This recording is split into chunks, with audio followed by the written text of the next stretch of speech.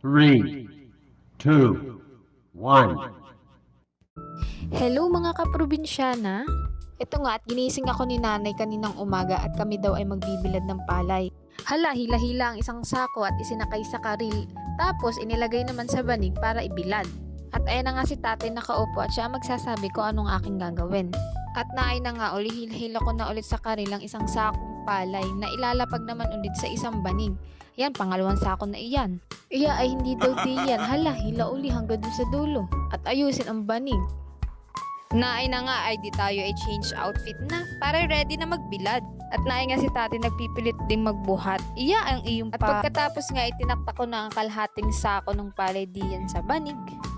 Hala, kalate no magandang haluin iyan.